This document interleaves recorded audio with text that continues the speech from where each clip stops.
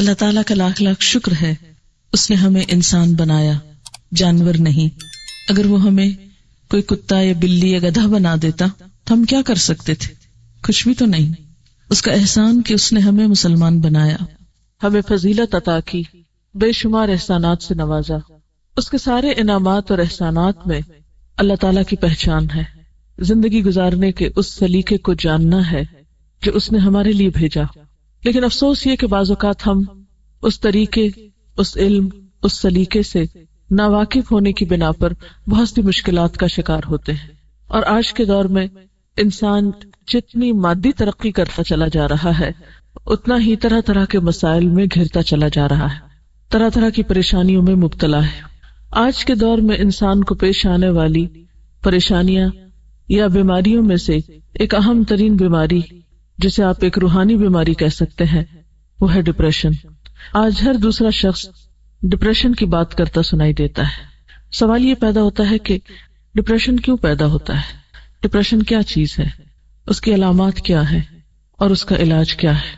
Depression, جسے آپ اردو میں مایوسی، غمزدگی، افسردگی اور پست حوصلہ ہونا کہہ سکتے ہیں، دنیا سے دل اچاٹ ہونا، دنیا کی ایکٹیویٹیز میں پوری طرح پارٹیسپیٹ نہ کر سکنا، یہ ایسی کیفیات ہیں جن کا تجربہ آج کا ہر انسان کم یا زیادہ کرتا ہے۔ ہر انسان کے اوپر کسی نہ کسی درجے کی مایوسی کی کیفیت آتی ہے، غم بھی آتا ہے، ایک اداسی کی کیفیت بھی ہر انسان پر آتی ہے۔ لیکن ایک نارمل انسان اور ایک بیمار انسان میں فرق یہ ہوتا ہے کہ ایک نارمل انسان پر ایسی کیفیات آتی ہیں اور گزر جاتی ہیں، اور وہ بہت جلد ان کا مقابلہ کر لیتا ہے۔ لیکن جب انسان ایسی کیفیات کا مقابلہ نہ کر پائے اور ایسی کیفیات انسان پر حاوی ہونے لگے تو پھر انسان کو سمجھ لینا چاہیے کہ وہ ڈپریشن کے مرض میں مبتلا ہے۔ یہ مرض دنیا کے تمام ممالک میں پایا جاتا ہے، لیکن خاص طور پر ان ممالک میں زیادہ ہے جہاں لوگوں کو اللہ تعالیٰ کی پہچان نہیں، یا اللہ تعالیٰ سے ان کا تعلق نہیں، یا روحانیت سے دور ہے۔ لیکن ہم مسلمان، ہم تو اللہ پر ایمان بھی رکھتے ہیں، آخرت کو بھی مانتے ہیں، قرآن بھی پڑھتے ہیں، لیکن اس کے باوجود ایسی کیفیات کیوں ہوتی ہیں اور ان کے اسباب کیا ہیں؟ تو سب سے پہلے تو ہمیں ڈپریشن کا سبب معلوم ہونا چاہیے۔ یاد رکھیے کہ ڈپریشن اچانک نہیں پیدا ہوتا، اس کے اسباب بہت گہرے ہوتے ہیں۔ کچھ تو موروثی ہوتے ہیں، یعنی والدین کی طرف سے جیسے اور بیماریاں انسان کو ملتی ہیں، اسی طرح ڈپریشن کا مرض بھی بسا اوقات وراثت میں انسان کو منتقل ہو جاتا ہے۔ پھر اسی طرح نروس سسٹم سے متعلق جتنی بھی بیماریاں ہوتی ہیں، خواہ وہ بظاہر ڈپریشن کی شکل نہ بھی اختیار کیے ہوں، لیکن وہ مل جل کر بسا اوقات ڈپریشن میں بدل جاتی ہیں۔ یعنی انسان کے اعصاب کا کمزور ہونا، یا اعصاب کو کسی بھی طرح کی تکلیف یا پریشر یا بوجھ پڑنا۔ پھر اس کے ساتھ ساتھ انسان کا ماحول بھی اسے ڈپریشن میں مبتلا کرتا ہے۔ یعنی موروثی سبب، موروثی سے مراد یہ کہ جو وراثت میں ہمیں ملا ہے، اس کے ساتھ ساتھ ماحول اس میں ایک اہم کردار ادا کرتا ہے۔ بعض اوقات ایک سبب ہوتا ہے، بعض اوقات کئی اسباب ہوتے ہیں۔ پھر اسی طرح ماحول میں کیا چیز ہے؟ مثلاً انسان کا گھر، اس کا خاندان، جہاں پر وہ کام کرتا ہے، یعنی اس کی ورک پلیس، پھر آن دا ہول ساری سوسائٹی اور معاشرہ، ان کے جو اثرات انسان پر پڑتے ہیں وہ اس کے اندر ڈپریشن پیدا کرتے ہیں۔ لیکن تجربے سے یہ بات پتہ چلی ہے کہ ڈپریشن کے خارجی یا معاشرے کے یا سوسائٹی کے اثرات سے زیادہ گھر کے اثرات یا اندرونی اثرات جو ہیں وہ انسان پر زیادہ مرتب ہوتے ہیں، یا انسان کو زیادہ پریشان کرتے ہیں بنسبت بیرونی اسباب کے۔ اور ڈپریشن کا اہم ترین سبب یا اہم ترین وجہ انسان کا وہ گھر ہے جس میں وہ رہتا ہے، اور ایسا گھر جس کے رہنے والوں کے درمیان باہم محبت اور مودت اور ایک دوسرے کے ساتھ موافقت نہ پائی جاتی ہو۔ جس گھرانے کے اندر، جس خاندان کے اندر رہنے والے افراد کے درمیان باہم بدگمانی پائی جاتی ہو، باہم ایک دوسرے کے ساتھ ڈفرینس آف اوپینین ہر معاملے میں پایا جاتا ہو، اور خصوصاً وہ بچے ڈپریشن کا شکار ہوتے ہیں بڑے ہو کر جن کے والدین نے ان کو بھرپور توجہ نہ دی ہو، یا جو والدین کی محبت اور شفقت سے کسی بھی وجہ سے محروم ہوئے ہو۔ یا جن پر والدین نے بے جا سختی کی ہو ناجائز طور پر۔ پھر اسی طرح ڈپریشن کے ان اسباب کے ساتھ ساتھ انسان کی بالکل اپنی ذات کے اندر بھی کچھ کشمکش ہوتی ہے جو ڈپریشن کا سبب بنتی ہے۔ اندر کی کشمکش کیا ہوتی ہے کہ انسان کے اندر کچھ خواہشات ہوتی ہیں اور وہ خواہشات بالکل فطری خواہشات ہوتی ہیں، تو بعض اوقات جب انسان کی وہ خواہشات پوری نہیں ہوتی یا وہ خواہشات حد سے بڑی ہوئی ہوتی یا وہ خواہشات جائز کی حدود کو کراس کرنا چاہتی ہیں اور معاشرہ یا دین یا مذہب یا حالات یا ماحول ہمارا اس کے راستے میں رکاوٹ بنتا ہے، تو یہ جو اندر کی کشمکش ہے یہ بھی انسان کو ڈپریشن میں مبتلا کر دیتی ہے۔ یعنی ذاتی خلفشار، اندر کی کشمکش، اندر کی جنگ۔ مثلا دل ایک چیز کو چاہتا ہے لیکن دوسری طرف انسان دیکھتا ہے کہ اس کے حالات اس کو اجازت نہیں دیتے، مثلا اس کی جیب اجازت نہیں دیتی، اس کا خاندان اجازت نہیں دیتا، اس کا دین اجازت نہیں دیتا۔ تو یہ جو کشمکش ہے انسان کے اندرونی جذبات کی اور بیرونی دباؤ کی، یا اندر ہی ایک قوت ہے جو ایک چیز طلب کر رہی ہے اور دوسری اس کو روک رہی ہے، تو وہ اندر کی جنگ جو ہے یہ بھی انسان کو بیماری میں مبتلا کر دیتی ہے۔ ان اسباب کے ساتھ ساتھ علامات کا جاننا بہت ضروری ہے، کیونکہ کسی بھی بیماری کی جب علامتیں ہم کو پتہ چلتی ہیں تو پھر انسان اس کا صحیح طور پر علاج کر سکتا ہے۔ ان علامات میں پہلی علامت ہے تنگ دلی کا احساس، دل کی گھٹن، اندر کی گھبراہٹ، پھر اطمینان کا نہ ہونا، سکون کا نہ ہونا، بلا وجہ بے چینی کا احساس بغیر کسی ظاہری سبب کے۔ بعض اوقات تو انسان بے چین ہوتا ہے، غمگین ہوتا ہے، اداس ہوتا ہے، اس کی کوئی وجہ ہوتی ہے۔ مثلا آپ کو پتہ چلتا ہے خدا نخواستہ کوئی عزیز دوست رشتہ دار فوت ہو گیا، کوئی نقصان ہو گیا، کوئی مال کا نقصان ہو گیا، کوئی اور کسی چیز کا نقصان ہو گیا، تو ایسے نقصان انسان کو غم میں یا دکھ یا تکلیف میں مبتلا کرتے ہیں۔ ایک بہت واضح اور آبویس سی ریزن ہوتی ہے، انسان کو پتہ چلتی ہے، لیکن بعض اوقات جب وجہ نہیں پتہ چلتی اور اندر ایک بے چینی ہے تو یہ پھر ڈپریشن ہے، یہ ڈپریشن کی علامت ہے۔ پھر اسی طرح سوچ میں تلخی، نیگیٹو تھنکنگ، ہر چیز کو الٹا دیکھنا، ہر چیز کو الٹا سوچنا، کسی کے سیدھے کام کو بھی غلط سمجھنا، ہر ایک پر شک کرنا، بدگمانی کرنا، یہ بھی اس کی علامات میں سے ہے۔ اور پھر ان ساری چیزوں کے نتیجے میں انسان کی نیند میں گڑبڑ ہو جانا، یعنی اللہ تعالیٰ نے انسان کی ان ساری تکلیفوں کو دور کرنے کے جو اسباب رکھے ہیں، اور اس میں خاص طور پر ایک بہت بڑا سبب جو ہے وہ نیند ہے، جس سے انسان سکون پاتا ہے، اس سے انسان عاری ہو جاتا ہے۔ اور اس وجہ سے آپ دیکھیں گے کہ بہت سارے لوگ نیند کی دوائیں کھا کر، مسکن ادویات کھا کر سوتے ہیں۔ تو ایسی ادویات کھا کر اپنے آپ کو سلائے رکھنا اور اپنے آپ کو دنیا کے وسائل سے فرار پر آمادہ کرنا، یہ اس کا علاج نہیں ہوا کرتا۔ اسی طرح بعض اوقات یہ ہے کہ اندرونی علامات کے علاوہ جسم پر بیرونی طور پر بھی یا جسمانی طور پر بھی کچھ علامات سامنے آتی ہیں۔ مثلا بہت زیادہ پسینہ ایک دم آنے لگنا، دل کا زور زور سے دھڑکنا، جسمانی کمزوری ہو جانا، انتہائی تھکاوٹ محسوس کرنا، یعنی تھوڑا سا کام کرنے پر بہت زیادہ تھک جانا، کام کرنے کی صلاحیت کا ختم ہو جانا، وسوسوں کا شکار ہو جانا۔ اسی طرح بعض اوقات مختلف فوبیاز جو ہو جاتے ہیں کہ لفٹ میں نہیں چڑھ سکتے، بند کمرے میں نہیں جا سکتے، اندھیرے میں نہیں جا سکتے، تو یہ چند ایک ظاہری اسباب بھی انسان کو پریشان کرتے ہیں، جو کہ عام نارمل حالات میں انسان کے لیے پریشانی کا سبب نہیں ہوتے۔ کیونکہ مثلا ایک نارمل انسان گھر میں اکیلا ہے، اندھیرے کمرے میں جا رہا ہے، لائٹ چلی جاتی ہے، وہ اسے بہت نارمل لیتا ہے، کہیں اوپر جانا، نیچے اترنا ہے۔ لیکن جب ڈپریشن ہوتا ہے تو ایسی چھوٹی چھوٹی چیزیں انسان کو بہت بادر کرتی ہیں، انسان کو کمزور کر دیتی، انسان ان چیزوں کے سامنے ہارنے لگتا ہے۔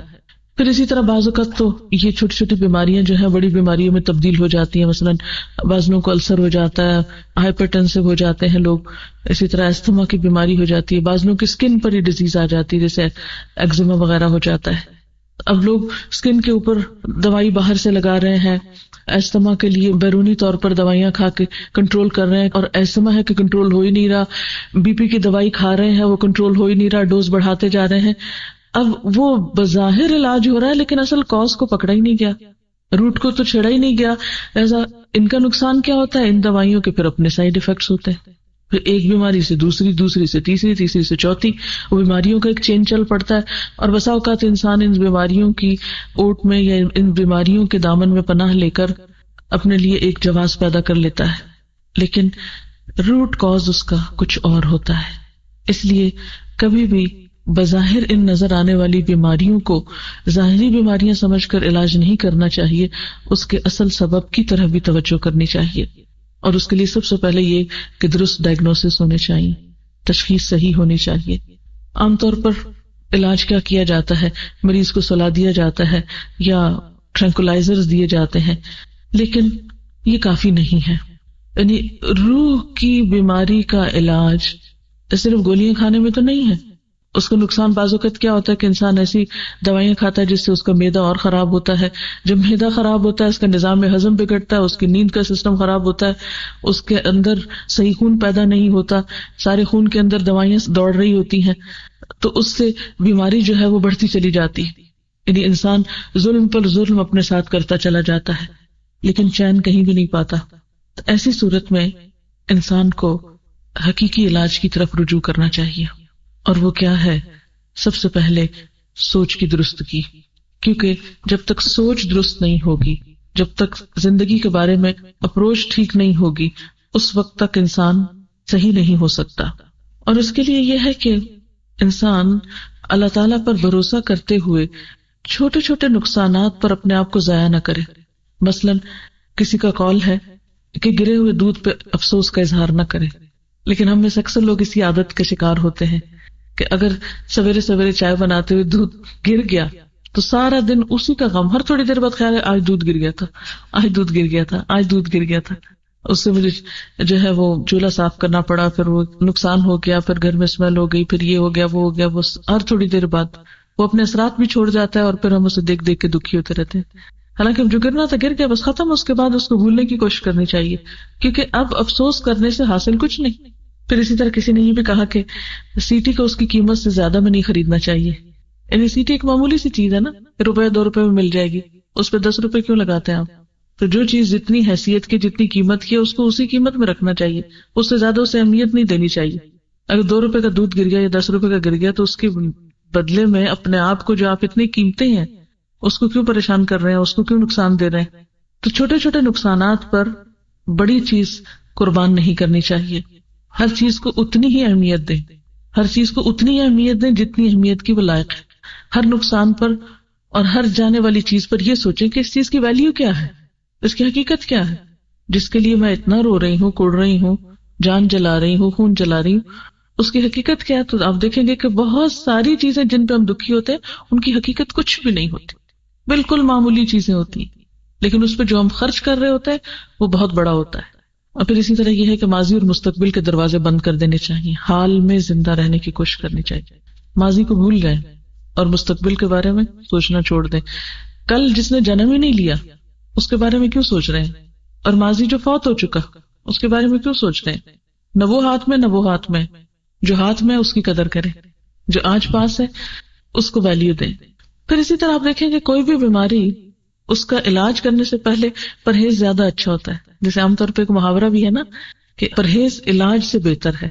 یعنی بجائے اس کے کہ انسان ایک بیماری کا شکار ہو اور پھر علاج شروع کرے، تو اس سے پہلے ہی پرہیز کرنا چاہیے. کیونکہ ڈپریشن کی بھی سٹیجز ہوتی ہیں، پہلا درجہ، دوسرا، تیسرا، آگے. اگر آپ کو پہلے درجے کا ڈپریشن، یعنی کہ آپ چھوٹی چھوٹی بات پہ افسردہ یا غمزدہ ہونا شروع ہوئے تو فوراً کانشیس ہو جائیں کہ نہیں اس سے آگے نہیں جانے دینا، اس کو کیا وجہ ہے، کیوں میں ایسا کر رہی ہوں. سبب کو جانیں اور اس سبب کو بالکل چھوٹا کر کے رکھ دیں. یہ تو کوئی بات ہی نہیں. بڑی سے بڑی بات کو اگر آپ تولیں اپنے مقابلے میں تو ہر جانے والی چیز کا نعم البدل ہو سکتا ہے، لیکن آپ کی اپنی ذات کا کوئی نعم البدل نہیں ہے. اگر آپ نہ رہے وما یغنی عنہ مالہ اذا تردی، انسان اگر خود ہلاک ہو جائے تو اس کا مال اس کے کس کام کا، دنیا کی نعمتیں کس کام کی. اس لیے سب سے پہلے تو پرہیز ضروری ہے. یعنی جہاں اپنے اندر ایسے جراثیم دیکھیں، جہاں اپنے اندر ایسی کوئی کیفیت دیکھیں تو فوراً یہ سوچیں کہ وجہ کیا ہے اور اس کو یہیں ختم کرنا، اس سے آگے نہیں جانا. اور اس کے لیے سب سے پہلی چیز یہ کہ ہمیں اپنے آپ کو انالائز کر کے یہ دیکھنا چاہیے کہ مجھے کس چیز سے ڈر لگتا ہے. کیونکہ ڈپریشن کے اسباب میں ڈر بھی ہوتا ہے، خوف بھی. کس چیز کا ڈر ہے مجھے، کس چیز کا غم ہے. تو آپ دیکھیں گے کہ بہت سے لوگوں کو ڈپریشن اس وجہ سے ہوتا ہے کہ وہ انجانے اور غیر معلوم قسم کے تفکرات میں گھرے ہوئے ہوتے ہیں.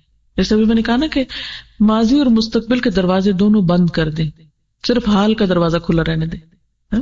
مثلا آپ دیکھیں کہ اگر آپ ایک گھر میں ہیں، بڑا گھر ہے اور آپ اس میں ایک کمرے میں رہ رہے ہیں، تو عقل مندی کیا ہے کہ باقی کمرے بند کر دیں. کیوں آپ کھلا چھوڑتے ہیں ان کو کہ روز مٹی پڑے، روز صفائی کرنی پڑے؟ جب تک وہ استعمال نہیں ہوتے تو بند رہیں. جہاں آپ رہ رہے ہیں بس اسی کی حفاظت کریں. تو آپ آج میں رہ رہے ہیں، آج کو دیکھیں کہ آج کا دن آپ کے لیے کتنا قیمتی ہے، اس میں آپ کیا کر سکتے ہیں، اس سے کس طرح فائدہ اٹھا سکتے ہیں. تو اس میں یہ ہے کہ خوف ہمیشہ مستقبل کا ہوتا ہے نا، مستقبل کے بارے میں انسان کو کچھ پریشانیاں ہوتی ہیں. لیکن آپ جانتے ہیں، میں اور آپ سب ایمان رکھتے ہیں کہ ہر چیز اللہ کے اختیار میں ہے. کل کا علم صرف اللہ کو، صرف. اصل مشکل یہ ہے کہ ہمارا جو غیب پر ایمان ہے نا وہ درست نہیں، اللہ پر ایمان جو ہے وہی درست نہیں ہے. ہم ایمان بھی رکھتے اور ساتھ شرک بھی کرتے ہیں. ہم مستقبل کو اللہ کے حوالے نہیں کرنا چاہتے، اس کو اپنے ہاتھ میں رکھنا چاہتے ہیں. اس کے فیصلے اور اس کی بھلائی اور اس کا فائدہ ہم سمجھتے ہیں ہمارے ہاتھ میں، جبکہ ہمارے ہاتھ میں کچھ نہیں ہے.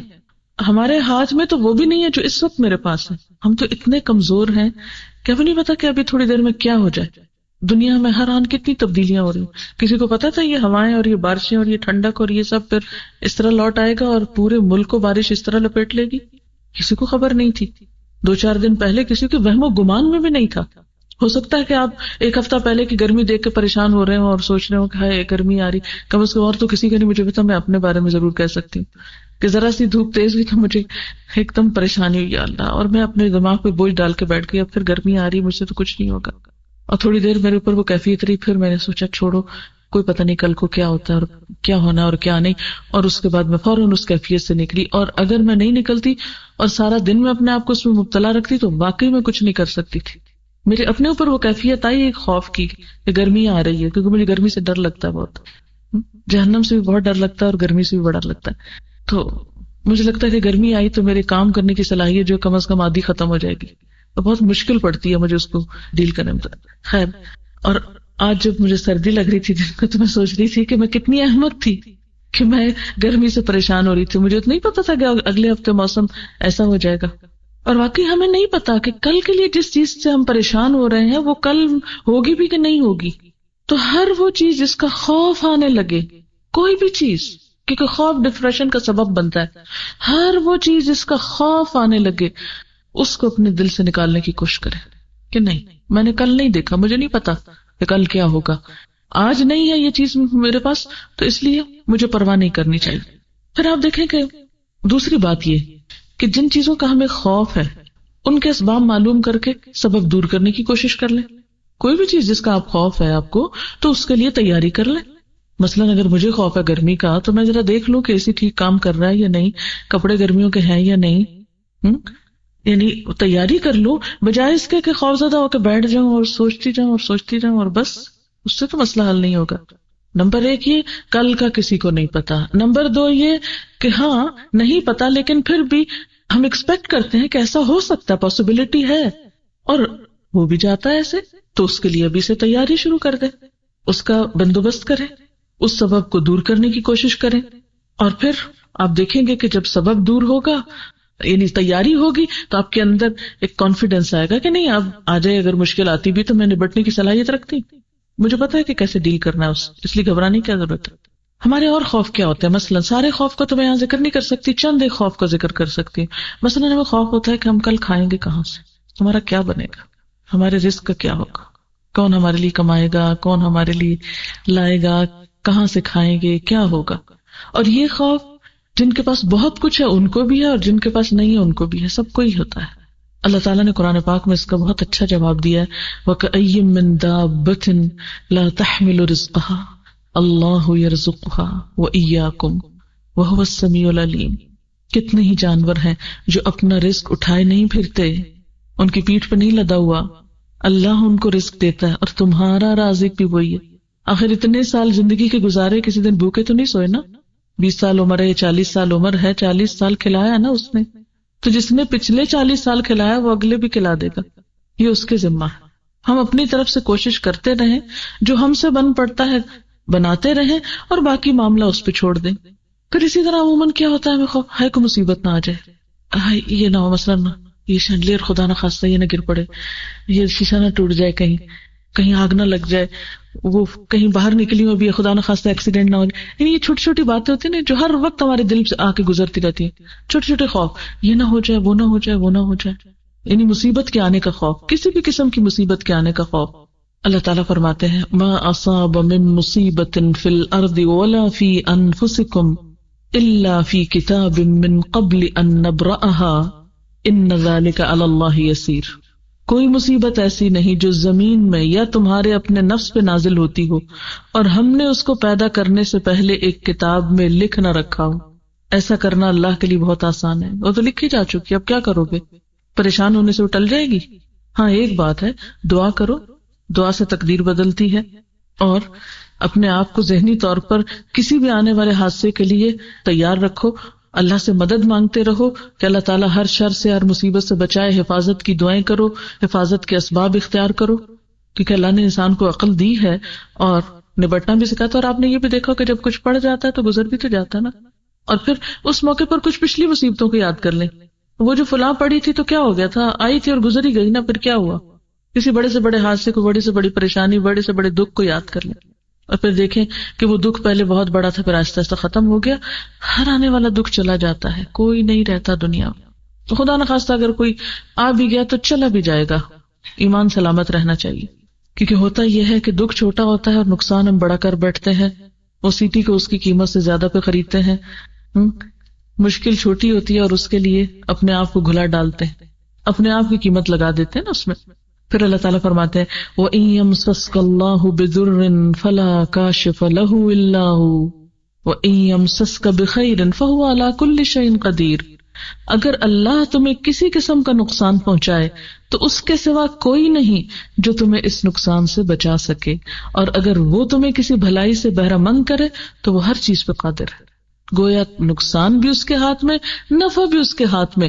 جب میرا تعلق اس سے مضبوط ہے تو میں اس سے خیر کی توقع کیوں نہیں رکھتی کہ وہ مجھے اپنے خیر سے ہی نوازے گا اور شر مجھ سے دور کر دے گا.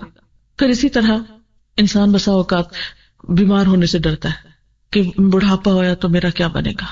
کہیں چھوٹی موٹی درد شروع ہوئی، یہ درد شروع ہو گئی، اب تو یہ بڑھے گی، اور اب تو میری عمر اتنی ہو گئی، اور اس عمر میں تو فلاں کو میں نے دیکھا تھا اس کا یہ حال تھا، اور فلاں کا تو یہ بن گیا، اب میرے ساتھ پتہ نہیں کیا ہونے والا ہے. ایک خوف. اب ہوتا کیا ہے کہ انسان، یعنی یہ بات اب ایک طرح سے پرووڈ ہے کہ انسان کے بہت سارے ایکشنز اس کی سوچ کا نتیجہ ہوتے ہیں. بہت ساری بیماریاں صرف اس کی سوچ کی وجہ سے ظاہر ہوتی ہیں، حالانکہ حقیقی سبب کوئی نہیں ہوتا جسم میں ان کا. تو اب ایک چیز جس کو ہم نے کسی کے ساتھ ہوگی ہم نے اس کو اپنے پہ لے لیا، نہیں اس کے ساتھ ہوگی اب مجھے بھی ضرور ہو جائے گی. اور عموماً آپ نے دیکھا ہوگا کہ کسی کو زکام میں دیکھا تو ہمیں لاحق ہو جاتا ہے، کسی کی آنکھ خراب دیکھی بس ایک دیکھنے کی دیر ہے وہ ہمیں بھی پہنچ جائے گی مرض. کیوں ایسا ہوتا ہے کہ ایک شخص سے مجھے زیادہ اثر ہو جاتا ہے، کسی دوسرے کو کیوں نہیں ہوتا؟ کیونکہ میرے اپنے اندر وہ جذب کرنے کی صلاحیت زیادہ ہے. وہ اس بیماری کو میں نے خود دعوت دے دی ہے، وہ ڈر خوف کے مارے وہ میرے اوپر حاوی ہو گئی ہے.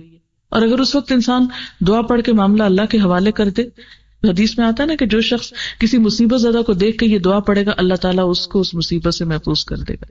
یعنی چھوٹی سی بھی کسی کو تکلیف میں دیکھے نا، مثلا کوئی گر گیا، کوئی اٹک گیا، کوئی ذرا سا بھی کسی دکھ میں مبتلا ہوا ہے، فوراً پڑھ دے الحمدللہ الذی عافانی ممن ابتلاہ بہ.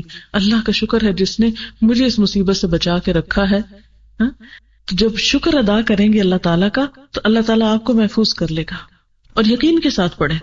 پھر اس کے بعد یہ ہے کہ ابراہیم علیہ السلام کا اللہ تعالیٰ پر ایسا بھروسہ تھا، ایسا تعلق تھا اللہ تعالیٰ کے ساتھ کہ وہ خاص طور پر اس کا ذکر کرتے ہیں وَإِذَا مَرِضْتُ فَهُوَ يَشْفِينِ. کیا ہوا بیماری آ گئی، اگر میں بیمار ہوتا ہوں تو مجھے شفا دے دیتا ہے، وہ شفا دے سکتا ہے، میرا اس سے تعلق ہے، مجھے کوئی مشکل نہیں. بیماری سے کیوں ڈرتا ہوں؟ بیماری آ بھی گئی تو شفا بھی آ جائے گی، وہ سبب پیدا کر دے گا. پھر اسی طرح یہ ہے کہ سوچ کی تبدیلی کے ساتھ ساتھ کچھ اور کام بھی کرنا ضروری ہے، اور ان میں اہم ترین چیز یہ کہ اللہ تعالیٰ کے ساتھ مسلسل تعلق، مستقل تعلق، کیونکہ ساری قوت اور ساری طاقت اس کے پاس ہے. انسان بے حد کمزور ہے سوائے اس کے کہ جسے اللہ قوت دے دے. ساری قوت کا سرچشمہ تو وہ ہے. تو جب انسان اس کو تھام لیتا ہے تو وہ دراصل استمسک بالعروۃ الوثقی لا انفصام لها. اللہ پر بھروسہ اور اللہ کو تھامنا اور اس سے تعلق ایسا ہے جیسے کسی مضبوط کڑے کو پکڑ لینا جس میں ٹوٹنا نہیں ہے. تو جو شخص اللہ تعالیٰ پہ بھروسہ کرتا ہے اللہ تعالیٰ ضرور اس کو سہارا دیتا ہے. پھر اسی طرح نماز سے مدد لینا. آپ صلی اللہ علیہ وسلم کا طریقہ کیا تھا؟ جب ذرا بھی پریشان ہوتے تھے، تھوڑی سی بھی پریشانی آتی تو سب سے پہلے نماز کی طرف رجوع کرتے، فوراً نماز کے لیے کھڑے ہو جاتے. آپ کی ذاتی زندگی میں مشکلات آئی یا دین کو پھیلانے کے لیے کوئی مشکل پیش آئی تو فوراً آپ نے نماز سے مدد لی. ہمارا حال یہ تھا کہ ہم ڈپریشن میں بیٹھے رہتے ہیں، فرض نماز بھی چھوڑ دیتے ہیں. کیا کریں، غم ہے، دل ہی نہیں چاہتا. نہیں بھی دل چاہتا تو اپنے آپ کو پش کر کے کھینچ تان کے نماز کے لیے کھڑے ہو جائیں. اور اگر آپ واقعی قرآن کا کچھ حصہ آپ کو یاد ہے اور ذرا سی لمبی نماز پڑھ لیں تو پھر آپ دیکھیں گے کہ نماز کے ختم ہونے تک آپ کا ڈپریشن بھی دور ہو جائے گا، آپ اس کیفیت سے بھی باہر آ جائیں گے. کیونکہ یہ اللہ کے رسول صلی اللہ علیہ وسلم کا آزمودہ نسخہ ہے، مجرب ہے. آپ صلی اللہ علیہ وسلم یہ فرمایا کرتے تھے کہ میری آنکھوں کی ٹھنڈک نماز میں ہے. آج ہماری آنکھوں کی ٹھنڈک نماز میں کیوں نہیں؟ ہم تو مصیبت کے مارے بوجھ سمجھ کے اس کو اٹھا پھینکتے ہیں، بس ٹائم آیا اور پورا کیا اور ختم. انجوائے نہیں کرتے نماز کو. بعض لوگوں کو نماز سے گھبراہٹ شروع ہو جاتی، وہ اتنی دیر خاموش نہیں رہ سکتے شاید، یعنی حالانکہ وہی وقت ہم بیٹھ کے بھی گزار دیتے ہیں. اچھا، اس کی ایک بڑی وجہ یہ کہ ہمیں قرآن زیادہ زبانی یاد نہیں ہوتا تو ہر وقت کل واللہ پڑھ کے بور ہو جاتے ہیں. اگر تھوڑی سی کوشش کر کے ایک ایک آیت سیکھنا شروع کر دیں، اور قرآن پاک کی ایسی صورتیں جن کے پڑھنے کی بہت فضیلت ہے، مثلا سورۃ الکہف ہے، سورۃ البقرہ کی اول آخر آیات ہیں، سورۃ یاسین ہے، سورۃ الملک ہے، اگر ان کو آپ پڑھنا شروع کر دیں، یعنی یاد کرنا شروع کر دیں، ایک ایک آیت، دو لفظ، تین لفظ، اور آپ دیکھیں کہ کچھ مشکل نہیں. تو ایک تو ذہن مصروف ہوگا، دوسرا اس کلام کی برکت ہوگی، تیسری نماز بہت اچھی ہو جائے گی. ہم عموماً شکایت کرتے ہیں نا کہ نماز میں دل نہیں لگتا، تو اگر آپ بدل کے آیات پڑھیں تو آپ دیکھیں گے کہ نماز آپ کو کھینچ کے رکھے گی، پکڑ کے رکھے گی. اور جب ہم ایک روایتی سے نماز پڑھتے ہیں نا، بس کھڑے ہو گئے اور کچھ پتہ نہیں اللہ اکبر کب ہوئی اور سلام کب پھیر لیا، ایسی نماز پر فائدہ نہیں دیتی. پھر اسی طرح اللہ تعالیٰ کا ذکر، اللہ بذکر اللہ تطمئن القلوب، اللہ کے ذکر سے دلوں کو اطمینان نصیب ہوتا ہے. اکیلے بھی ذکر، چلتے پھرتے اللہ کا ذکر، اور اس کے علاوہ کچھ لوگوں کے ساتھ بیٹھ کے اللہ کا ذکر، تنہائی میں بھی اللہ کو یاد کرنا اور بندوں کے بیچ میں بیٹھ کے. عموماً ہم جب لوگوں سے ملاقات کرتے ہیں تو اس میں ہم اللہ تعالیٰ کا نام لینا نہیں پسند کرتے یا اللہ کی بات کرنا نہیں پسند کرتے. ہم دنیا بھر کی باتیں کریں گے، زیور کپڑے کی باتیں کریں گے، ادھر ادھر کی باتیں کریں گے، لیکن اللہ کی بات نہیں بیٹھ کے کریں گے اکٹھے. اور پھر اسی طرح جس طرح کی ذکر کی مجلس میں آپ اس وقت بیٹھے ہوئے اور آپ میں سے ہر ایک محسوس کر سکتا ہے کہ اس وقت ہمارے دل کی حالت اچھی ہے بنسبت اس کے کہ ہم تنہائی میں کہیں بیٹھے سوچ رہے ہوتے، کیونکہ اللہ کا ذکر ہو رہا ہے نا، یا دین کی بات ہو رہی ہے. ایسی مجلسوں میں حاضر ہونا ایک بہترین علاج. اللہ تعالیٰ فرماتے ہیں وَنُنَزِّلُ مِنَ الْقُرْآنِ مَا هُوَ شِفَاءٌ وَرَحْمَةٌ، کہ ہم قرآن میں سے وہ چیزیں اتارتے ہیں جو شفا بھی ہے اور رحمت بھی ہے. قرآن پاک کے لیے ہدن و بشرا کا لفظ آتا ہے، ہدایت اور خوشخبری ہے، یعنی دلوں کی خوشی کا سامان ہے اس کتاب میں.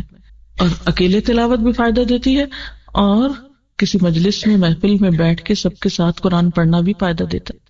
ذکر کے بارے میں یہ بھی آتا ہے کہ جب بھی کچھ لوگ اللہ کو یاد کرنے کے لیے اکٹھے ہوتے ہیں تو فرشتے ان کو گھیر لیتے ہیں، رحمت ان پہ چھا جاتی ہے، ان پہ سکون اور اطمینان نازل ہوتا ہے، اور اللہ تعالیٰ انہیں اپنی مجلس میں یاد کرتے ہیں.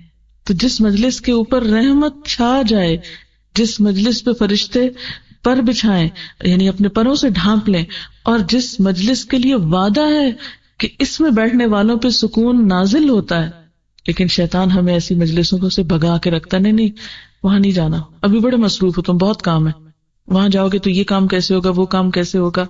تو جب ہم ایسی مجلسوں اور محفلوں سے دور رہتے ہیں، دین کے سیکھنے سکھانے کی مجلسوں سے، تو اس سے بھی ہمارے دلوں میں وحشت ہوتی. تو بطور علاج ایسی جگہوں پر شریک ہونا چاہیے، یعنی علاج کے نقطہ نظر سے. پھر اسی طرح دعا جو ہے ان مشکلات میں بھی فائدہ دیتی ہیں جو اتر چکی ہیں، اور ان میں بھی فائدہ دیتی ہے جو ابھی نہیں اتری.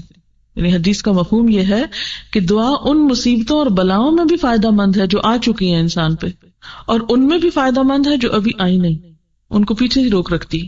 اس لیے دعا بہت مؤثر علاج ہے.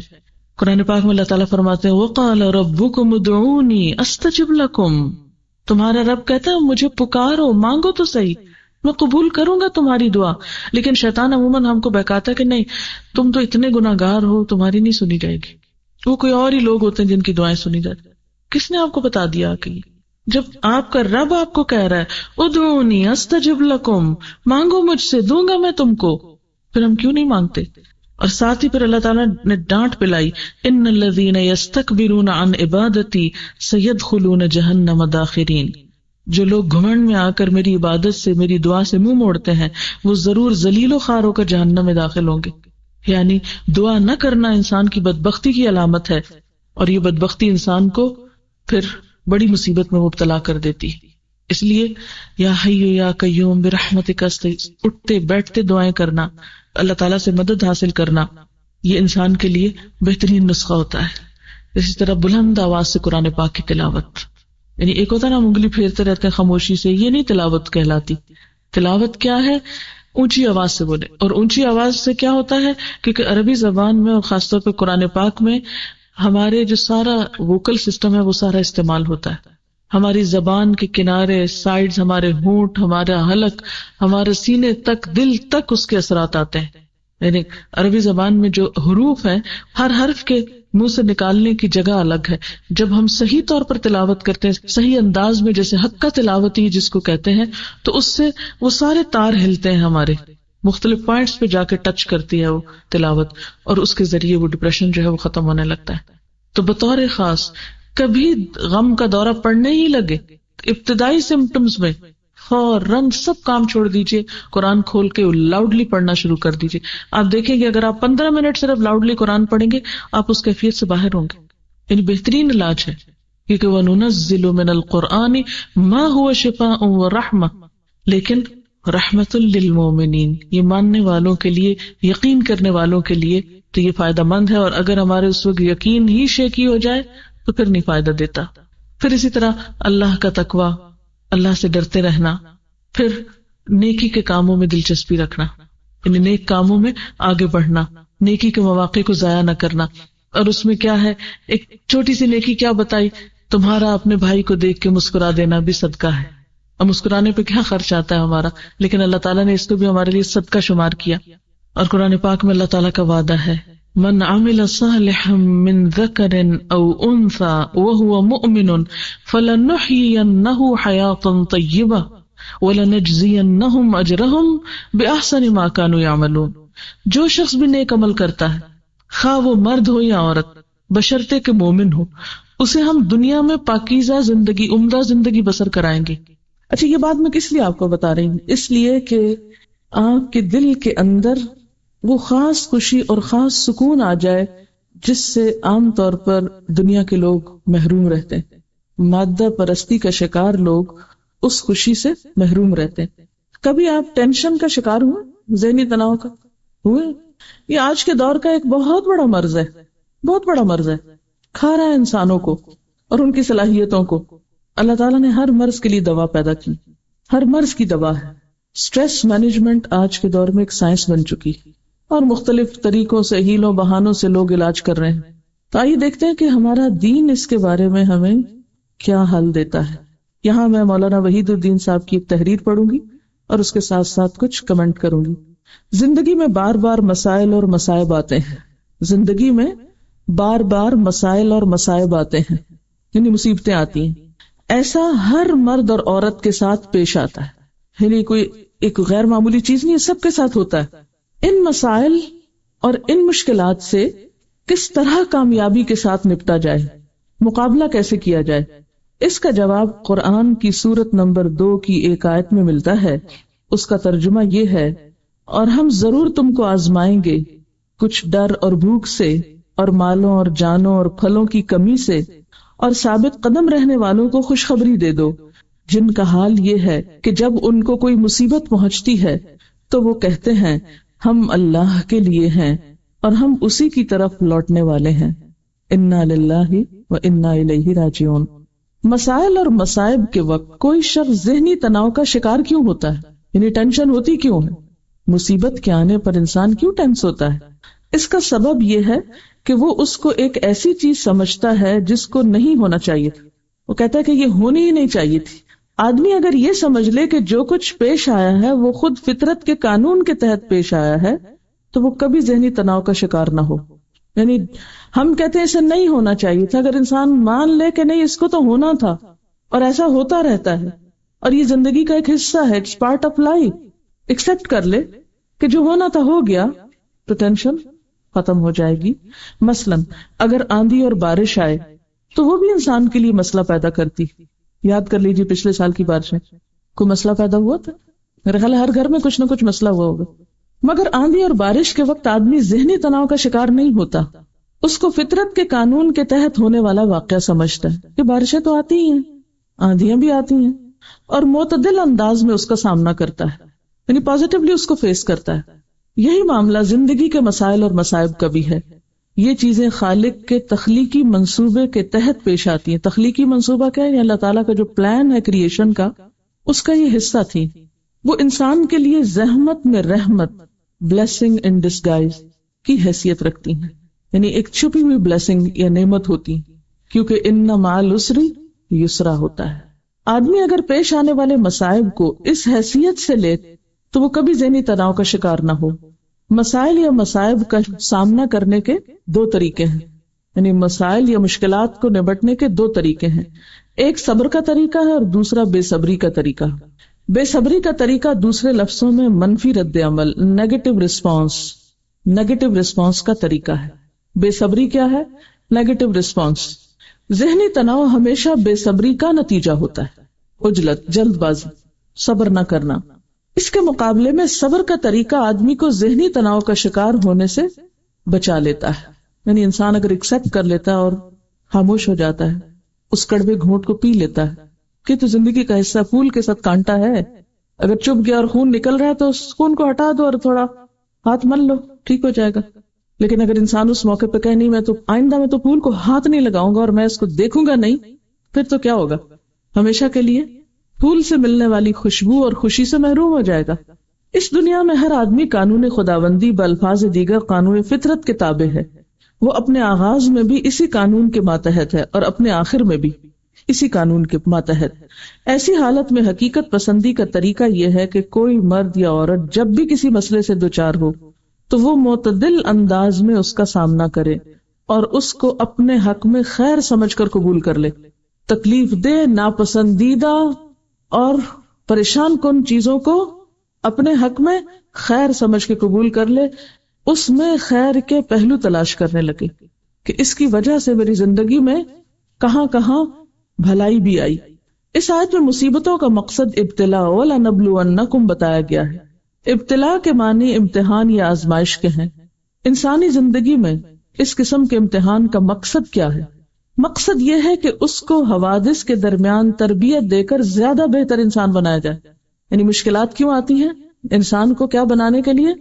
زیادہ بہتر انسان بنانے کے لیے. جیسے کوئی بھی امتحان، مثلاً پارا ٹیسٹ ہوتا ہے آپ کا، تو اگرچہ آپ ایک ٹینشن سے گزرتے ہیں، تکلیف سے گزرتے ہیں، بہت سی مشکلات آپ کو ہوتی ہیں، لیکن کچھ فائدہ بھی ہوتا ہے. مثلاً ایک طریقہ تو پڑھنے کا یہ تھا کہ آپ آئیں، دلچسپی سے لیکچر سنیں اور پھر گھر چلے جائیں، اور ایک یہ ہے کہ آپ اس کو لکھیں، یاد کریں اور پھر اس کو ریپروڈیوس کریں. دونوں میں سے بہتر کیا ہے آپ کے لیے، جو آپ کی شخصیت یا آپ کی ذات یا آپ کے علم کا حصہ بن جاتا ہے کہ آپ اس کو اس درجے میں اپنے اندر اتاریں کہ آپ پھر ریپروڈیوس بھی کر سکیں، پھر آپ مفید بن جاتے ہیں. اور اگر صرف اتنا ہو کہ آپ کی اپنی ذات نے سنا اور آپ کے اپنے اندر تک فائدہ ہے تو وہ کچھ زیادہ فائدہ نہیں ہے. امتحان کا مقصد یہ ہے کہ اس کو حوادث کے درمیان تربیت دے کر زیادہ بہتر انسان بنایا جائے. حوادث کسی آدمی کے لیے ترقی کا زینہ ہے. حوادث کے ذریعے، حادثوں کے ذریعے آدمی کا ذہن بیدار ہوتا ہے، اس کی عقل زیادہ کام کرتی ہے. یعنی ہر حادثہ انسان کو جگاتا ہے، ہوش میں لاتا ہے. مشکلات سے انسان کے اندر پختگی آتی ہے، انسان میچیور ہوتا ہے. جیسے کچا برتن آگ میں پک کر پکا ہو جاتا. مٹی تو وہی ہوتی ہے. کبھی برتن بننے کا عمل دیکھا یا سنا یا پڑھا؟ مٹی کو پانی میں ڈال کے گوندھ کے پھر اس سے کیا ہوتا ہے؟ ایک خاص شیپ میں برتن بنایا جاتا ہے، پھر اس کو تپایا جاتا ہے آگ پر. مجھے ایک کارخانہ ایسا دیکھنے کا اتفاق ہوا تھا جس میں 12 گھنٹے تک برتنوں کو بھٹی میں رکھا جاتا ہے، مسلسل وہ ہیٹ میں ہوتے ہیں اور پھر وہ ایسے پکے ہو جاتے ہیں کہ چھوٹا موٹا گرنے سے، ٹھوکر لگنے سے، آپس میں ٹکرانے سے ٹوٹتے نہیں. بہت سے لوگ زندگی میں چھوٹے چھوٹے ٹکراؤ سے ٹوٹ جاتے ہیں. یہ کچے برتن ہے نا, ٹوٹ جاتے ہیں, دراڑیں آ جاتی ان میں.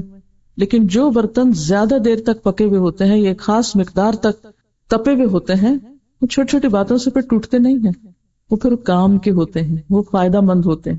اور کچے برتن جن میں دراڑیں ہوتی ہیں وہ کام کے نہیں ہوتے, کچھ بھی ڈالو ان میں سب بہہ جائے گا, فائدہ نہیں اس کا. اور اللہ تعالیٰ جس شخص سے کوئی بڑا کام لینا چاہتا ہے اس کو اتنا ہی زیادہ آزمائش میں ڈالتا ہے. مثلا ایک حدیث میں آتا ہے کہ انبیاء علیہم السلام کے لیے سب سے زیادہ آزمائش ہوتی. آزمائے جانے والے لوگوں میں سب سے زیادہ انبیاء آزمائے جاتے ہیں, پھر جو ان کے قریب تر ہوتے ہیں ان کے قریب ہوتے ہیں. یعنی جو جتنا درجے میں ان کے قریب ہوگا اس پر آزمائش بھی اتنی ہی سخت ہوگی. اس سخت آزمائش سے گزر کر جب میچور ہوتے ہیں تو پھر ہی وہ بڑے کام کرنے کے قابل ہوتے ہیں. حادثے آدمی کو متحرک کرنے کا ذریعہ ہے, ایکٹیو رکھتے ہیں, ورنہ تو ہم سو جائیں, سست ہو جائیں.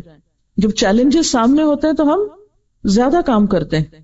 حوادث آدمی کے لیے زندگی کے سفر میں مہمیز کا کام کرتے ہیں. حوادث کے بغیر آدمی نامکمل ہے, ٹھوکریں کھائے بغیر آدمی نامکمل ہے. یہ حادثے ہی ہیں جو آدمی کی شخصیت کو مکمل شخصیت بناتے ہیں. اس سے معلوم ہوا کہ حادثوں کا صحیح مقابلہ یہ نہیں کہ اپنے اندر ذہنی عمل کو سپریس کر دیا جائے یا اس کو دبانے کی کوشش کی جائے. بہت سے لوگ یہی طریقہ اختیار کرتے ہیں, وہ سگریٹ یا شراب کے ذریعے اس کو بھلانے کی کوشش کرتے ہیں. وہ مخصوص ورزشوں کے ذریعے اپنے اندر ذہنی عمل کو معطل کر دینا چاہتے ہیں, یعنی ٹینشن ریلیز کرنے کے لیے وہ خاص قسم کی ایکسرسائزز کرنے لگتے ہیں, سوچنا چھوڑ دیتے ہیں. وہ حقیقی زندگی سے فرار یعنی اسکیپ کرنے کا کوئی طریقہ تلاش کر لیتے ہیں. وہ میڈیٹیشن کے ذریعے اپنے ذہن کو ایک ایسی حالت میں لے جاتے ہیں جس کو ذہنی تحذیر انٹلیکچوئل اینستھیزیا کہا جا سکتا ہے. میڈیٹیشن سے وقتی طور پر تو آپ کو کیا ملتا ہے, بہت ایک ریلیف ملے گا, لیکن حقیقت میں اگر آپ دیکھیں تو جتنی دیر آپ میڈیٹیشن کر رہے ہیں اور اپنے آپ کو اس میں کھپا رہے ہیں, لگا رہے ہیں اور کچھ اور ہی سوچنے لگ گئے جس کا آپ کی حقیقی زندگی سے تعلق نہیں, تو آپ نے ایک طرح سے اپنے ذہن کو سلا دیا, چیلنج کا مقابلہ کرنے کے لائق نہیں رہے. اس قسم کے تمام طریقے فطرت کے خلاف ہیں, اور جو چیز فطرت کے خلاف ہو وہ کبھی انسان کے لیے مفید نہیں ہو سکتی. اسلام نے ہمیں ایسے مواقع پر نہ کوئی میڈیٹیشن بتائی ہے, نہ کوئی ایکسرسائز بتائی ہے, سمپل سا طریقہ بتایا ہے, نماز پڑھو اور اللہ سے دعا کرو اور ایک دوسرے کو تھام کے رکھو. وتواصوا بالحق وتواصوا بالصبر. اصل بات یہی ہے کہ ناپسندیدہ اور ناگوار حالات میں اپنے آپ کو اپنے مقصد کے ساتھ اگر انسان جوڑ کے رکھتا ہے تو اللہ تعالیٰ ضائع ہونے سے بچاتا ہے. قرآن پاک کی ایک آیت مجھے ہمیشہ بہت بہت میرے دل کے اندر ایک ایمان کی کیفیت جگا دیتی ہے. اللہ ضرور مدد کرے گا اس کی جو اللہ کی مدد کرتا ہے. اور اللہ تو ہماری مدد کا محتاج نہیں, لیکن اللہ کے دین کی محبت, اللہ کی اطاعت میں چھوٹی سی کوشش بھی اگر کوئی انسان کرتا ہے تو اللہ اس کو ضائع نہیں کرے گا.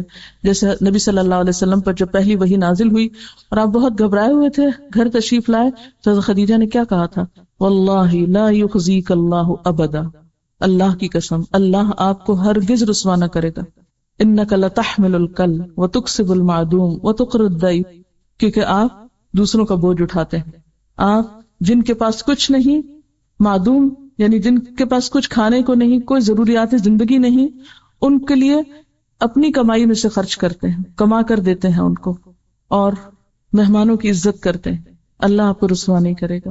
تو بات یہ کہ جو اچھے اخلاق ہیں اور لوگوں کی برائیوں اور لوگوں کی زیادتیوں کے باوجود ان کو معاف کرتے رہنا, اگنور کرتے رہنا, اور سب کچھ واقعی اللہ کے لیے کرنا, صرف یہ نہیں کہوں گے اللہ کے لیے کرنا, واقعی اللہ کے لیے کرنا, تو اس کی جو تاثیر ہے وہ دنیا کی کسی چیز میں نہیں.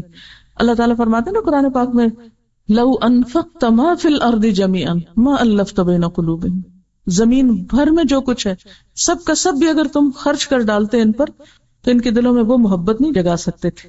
تو اللہ کا جو کلام ہے اور اللہ کے ساتھ جو واقعی بے غرضی کا تعلق ہے, بے غرضی کا تعلق یعنی اللہ کے دین کی خدمت میں یا کسی بھی انسان کے ساتھ کوئی بھلائی کرنے میں, یہ نہ دیکھو کہ کون ہے جس سے میں بھلائی کر رہا ہوں, کون ہے جس کے میں کام آ رہا ہوں, ہمیں اس سے نہیں غرض.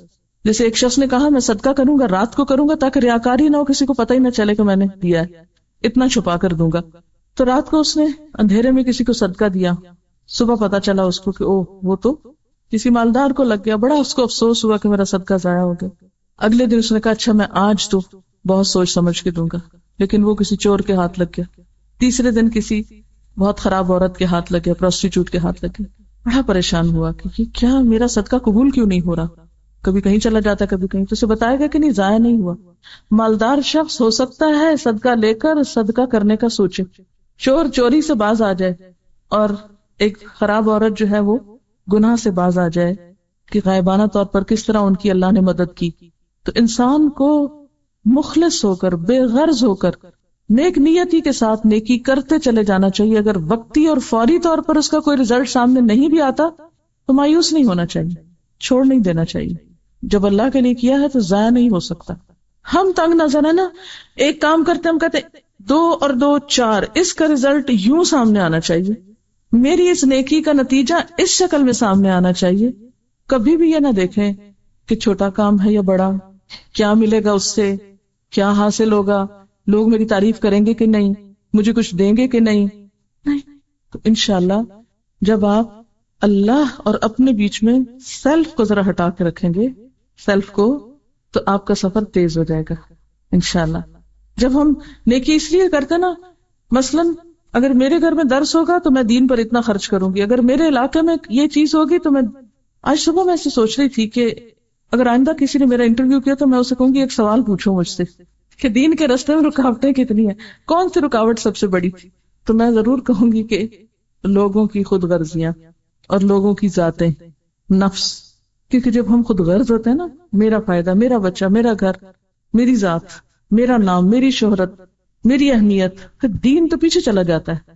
جب ہم دین کو بلند کرتے ہیں تو اللہ آپ کو بھی عزت دے دیتا ہے. لیکن جب ہم خود کو بلند کرنے کی کوشش کرتے ہیں تو دین تو کہیں رہ جاتا ہے نا ایک طرف, اور پھر اپنی بلندی بھی رستے میں رہ جاتی ہے. اللہ تعالیٰ کسی کا اجر نہیں ضائع کرتا, کسی کا احسان ضائع نہیں کرتا, کسی کا بھی چھوٹا سا نیک عمل, من یعمل مثقال ذرۃ خیرا یرہ, ذرے کے برابر بھی اگر کوئی نیکی کرتا ہے نا, کوئی اچھا کام کرتا ہے, کسی انسان نے نہیں دیکھا, وہ کوئی نہیں قدردانی کرنے والا, لیکن اس نیکی کی خوشی آپ ہی کے دل کے اندر لوٹ کر آئے گی. آپ کر کے تو دیکھیں. اس لیے اللہ تعالیٰ کا وعدہ ہے کہ ایسے لوگوں کو ان کے اجر ان کے بہترین اعمال کے مطابق آخرت میں بھی عطا کریں گے, یعنی دنیا میں بھی اچھی زندگی ملے گی اور آخرت میں بھی. اور پھر اسی طرح یہ ہے کہ زندگی میں اعتدال اور توازن بہت ضروری ہوتا ہے, یعنی ڈپریشن سے نکلنے کے لیے اعتدال والی زندگی بہت ضروری ہوتی ہے. کیونکہ عام طور پر جب ہماری زندگی میں انتہائی رویے آتے ہیں تو اس وقت یہ مشکل زیادہ پیدا ہوتی ہے, یعنی افراط و تفریط کا شکار نہیں ہونا.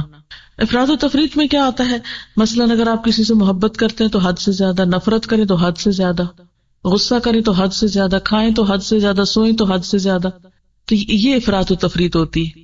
تو جب ہم ہر چیز میں حد سے بڑھنے لگتے ہیں تو پھر اس کا ریئیکشن ہوتا ہے نا, اس کے روح پر اثرات ہوتے ہیں. اس کے لیے معتدل زندگی بسر کرنا ضروری ہے. اور پھر آخری بات توبہ, کیونکہ ڈپریشن عموماً گلٹ سے بھی ہوتا ہے, گناہ کے اثرات بعض اوقات روح پر رہ جاتے ہیں. مثلا آپ نے کسی کے ساتھ زیادتی کی, وقتی طور پر تو اپنے آپ کو تعویل کر کے مطمئن کر لیا کہ نہیں اسی کا قصور تھا, اس لیے میرا حق بنتا تھا کہ میں ایسا کروں. اب چونکہ آپ نے اپنی غلطی مانی ہی نہیں, اس پر توبہ ہی نہیں کی, اس سے نکلے ہی نہیں, تو اب یہ تو نہیں ہو سکتا نا کہ آپ کانٹے بوئیں اور پھر کانٹے آپ کو کاٹنے نہ پڑے, وہ تو کاٹنے پڑیں گے آپ کو. آپ غلط کریں, کسی کے ساتھ زیادتی کریں, ظلم کریں, اور پھر وہ آپ پر پلٹے نا, یہ کیسے ہو سکتا ہے؟ ظلم تو اندھیرا ہے, اور وہ اندھیرا قیامت کے دن تو ویسے ہوگا, مگر دنیا میں دل پہ آتا ہے جو ڈپریشن کا سبب بنتا ہے. اس لیے چھوٹا گناہ ہو یا بڑا گناہ ہو, اس کی توبہ میں ٹال مٹول نہ کرے. اور اللہ تعالیٰ نے انسان کو ایسا دل دیا نا کہ ہلکا سا بال برابر بھی کوئی غلط کام ہو جاتا ہے نا تو وہ دل پر ضرور دکھائی دیتا ہے, وہ نظر آتا ہے. یہ الگ بات ہے کہ انسان اس کو نظر انداز کر دے, دیکھنا ہی نہ چاہے, لیکن وہ آتا ہے. جو ہی وہ آنے لگے تو بجائے اس کے کہ آپ اس کو نگیٹ کریں, نہیں کوئی نہیں میں نہیں مانتی, نہیں مان لیں. آپ دیکھیں کہ جو ہی آپ مانیں گے آپ ریلیکس ہو جائیں گے کہ اللہ تعالیٰ میں اعتراف کرتی ہوں, میں نے غلطی کی ہے. اگر کسی انسان کے ساتھ زیادتی کی تو معافی مانگ لیں, سوری کہہ دیں, تو آپ دیکھیں گے کہ جو ہی آپ مانیں گے دوسرا بھی ڈھیلا پڑ جائے گا. ہوتا کہ تعلقات کب خراب ہوتے ہیں؟ جب آپ غلطی نہیں مانتے اور دوسرا شخص بھی کھینچا تانی شروع کر دیتا. آپ اپنی طرف بات کھینچتے, وہ اپنی طرف کھینچتا, نتیجہ کیا ہوتا ہے کہ شدید قسم کا اختلاف ہوتا ہے, اور پھر وہی لوگ آپ کے لیے ایک مصیبت بن جاتے ہیں, ان کے اندر رہنا مشکل ہو جاتا ہے, پھر انسان ان سے فرار حاصل کرنے کی کوشش کرتا ہے. تو ایسی صورت میں انسان سمپلی مانے, ہاں میرا قصور ہے, میری غلطی ہے. تو آپ دیکھیں گے کہ جو ہم اللہ کے سامنے اپنی غلطیوں کا اعتراف کر لیں گے، رو لیں گے، دعا کریں گے، تو آپ دیکھیں گے کہ آپ کا بوجھ اترنا شروع ہو جائے گا. اور اس کے لیے اللہ سبحانہ و تعالیٰ بہت پیار سے اور بہت محبت سے ہم کو سمجھاتے ہیں، قل یا عبادی الذین اسرفوا علی انفسہم لا تقنطوا من رحمت اللہ ان اللہ یغفر الذنوب جميعا انہ هو الغفور الرحیم وانیبوا الی ربکم واسلموا له من قبل ان یأتیکم العذاب ثم لا تنصرون واتبعوا احسن ما انزل الیکم من ربکم من قبل ان یأتیکم العذاب بغتۃ وانتم لا تشعرون. کہہ دیجئے کہ اے میرے بندو، جنہوں نے اپنی جانوں پہ زیادتی کی ہے، اللہ کی رحمت سے مایوس نہ ہو جاؤ. یقیناً اللہ سارے گناہ معاف کر دیتا ہے، وہ تو غفور الرحیم ہے. پلٹ آؤ اپنے رب کی طرف اور مطیع بن جاؤ اس سے پہلے کہ تم پہ عذاب آ جائے، پھر کہیں سے تمہیں مدد نہ ملے، اور پیروی اختیار کرو اپنے رب کی بھیجی ہوئی کتاب کی اس سے پہلے کہ تم پر اچانک عذاب آ جائے اور تم کو خبر بھی نہ ہو. تو یہ ہے علاج. نمبر 1 اس بات کا یقین کہ سارے گناہ معاف ہو جاتے ہیں، یہ یقین رکھ کے معافی مانگی جائے. نمبر 2 پھر آئندہ کے لیے چھوٹے چھوٹے گناہوں میں بھی جلدی واپس پلٹا جائے. یعنی ایک دفعہ پچھلے سارے معاف کرا کے، جیسے بہن حج کر کے آئی ہیں ماشاءاللہ، انشاءاللہ حج مبرور ہوگا، پچھلی ساری صفائی ہو گئی، بس اب تسلی ہونی چاہیے الحمدللہ پچھلے سب معاف. کیوں؟ اللہ کا وعدہ ہے. اب آئندہ کے لیے چھوٹی موٹی بھی کوتاہی ہو جائے فوراً پلٹو، اس کو لمبا نہ جانے دو. پہلے تو انتظار تھا نا آج پہ جائیں گے تو سب، وہ تو ہو گیا الحمدللہ اللہ کے فضل و کرم سے. اب آئندہ کے لیے چھوٹا سا بھی کچھ کمی بیشی، مثلاً اور کچھ نماز میں تاخیر ہو جاتی، انسان ہے نا، اور پھر انسان گلٹی فیل کرتا ہے میں نے نماز پڑھی بھی تو کیا پڑھی، دیر سے پڑھی، یا کوئی بھی کمی بیشی. کیونکہ وہ جو جہاں بھی ہم ڈنڈی مارتے ہیں نا تو وہ ضرور ہمارے اپنے اندر ہی آ کے چپتا ہے، وہ پتہ چل جاتا ہے کہ یہاں نہیں ٹھیک کیا. تو ساتھ ساتھ فوراً پلٹو. وَأَنِيبُوا پلٹ آؤ، واپس آ جاؤ، دور نہیں جانا. شیطان اگر چھوٹا سا بہکا بھی گیا، ذرا سا رستے سے اتارا بھی، تو پیچھے نہیں اس کے چل پڑنا، واپس. اور پھر وَاتَّبِعُوا پیروی کرو احسن ما انزل الیکم من ربکم تمہارے رب نے جو چیزیں تمہاری طرف اتاری ان میں سے بہترین چیزوں کی، خوبصورت باتوں کی جو اللہ نے کتاب میں اتاری ہیں ان کی پیروی کرو، اس سے پہلے کہ پکڑ ہو جائے اور تم کو پتہ بھی نہ ہو کہ یہ میرے اپنے گناہوں میں کہیں پکڑ ہوئی ہے. وآخر دعوانا ان الحمدللہ رب العالمین. سبحان اللہ والحمد للہ ولا الہ الا اللہ واللہ اکبر ولا حول ولا قوة الا باللہ العلی العظیم. اللہم صل وسلم علی سیدنا محمد، اللہم صل وسلم علی سیدنا محمد. ربنا آتنا فی الدنیا حسنة وفی الآخرة حسنة وقنا عذاب النار. ربنا لا تزغ قلوبنا بعد إذ هديتنا وهب لنا من لدنك رحمة إنك أنت الوهاب. ربنا هب لنا من أزواجنا وذرياتنا قرة أعين واجعلنا للمتقين إماما. یا حی یا قیوم برحمتک نستغیث لا الہ الا اللہ انت الحلیم الکریم. سبحان اللہ رب العرش العظیم والحمد للہ رب العالمین. رب نسألک موجبات رحمتک وعزائم مغفرتک والغنیمة من كل بر والسلامة من كل اسم لا تدع لنا ذنبا الا غفرته ولا ہما الا فرجته ولا حاجة هي لك رضا الا قضيتها یا ارحم الراحمین. یا اللہ پاک جو کچھ بھی ہم نے پڑھا ہے تو اسے قبول فرما، جو بات تیری مرضی کے مطابق ہوئی ہو ہمیں اس پر عمل کی توفیق دے. کوئی بات زبان سے ایسی نکلی ہو جو آپ کو پسند نہ آئی ہو تو یا اللہ ہمیں اس سب کو اس سے دور کر دے اور ہمیں سچا علم عطا فرما. یا اللہ ہمیں اپنی محبت عطا کر. یا اللہ اپنے سوا ہر چیز کا خوف دل سے دور کر دے. یا اللہ ہمیں اپنی ذات پر بھروسہ اور توکل کرنا سکھا. یا اللہ ہمیں اپنی ذات کا ایسا یقین عطا کر کہ جس سے ہماری دنیا کی ساری مشکلات آسان ہو جائیں. یا اللہ ہمیں ایسی اطاعت کی توفیق عطا کر جو ہمیں تیری جنت تک پہنچا دے اور تو ہمیں اپنی رحمتوں سے ڈھانپ لے. یا اللہ تو ہم پر اپنا فضل فرما. یا رب العالمین جس گھر پر اپنی خیر و برکت نازل فرما، ان کی ساری تکلیفیں، دکھ، پریشانیاں، مشکلات، بیماریاں سب کچھ دور فرما۔ یا اللہ ان کا حج قبول فرما اور انہیں اپنے حج کی حفاظت کی توفیق عطا فرما، اور آئندہ کے لیے نیکیوں کے دروازے ان پہ کھول دے۔ یا اللہ ہم سب کو بھی نیکیوں اور بھلائیوں کی طرف سبقت کرنے والا بنا۔ یا رب العالمین ہماری اولادوں کو ہماری آنکھوں کی ٹھنڈک بنا۔ یا رب العالمین ہمارے شوہروں کو ہماری آنکھوں کی ٹھنڈک بنا۔ یا رب العالمین ہمارے وقت میں، زندگی میں برکت پیدا فرما۔ یا اللہ ہم سے ایسا کام لے لے جس سے تو راضی ہو جائے۔ رب اوزعنی ان اشکر نعمتک التی انعمت علی وعلی والدی وان اعمل صالحا ترضاه وادخلنی برحمتک فی عبادک الصالحین۔ یا رب العالمین، یا ارحم الراحمین، یا ذا الجلال والاکرام، یا من بیدہ ملکوت السماوات والارض، یا من هو علی کل شیء قدیر۔ یا اللہ ہمارے ہر کام میں اخلاص پیدا کر دے۔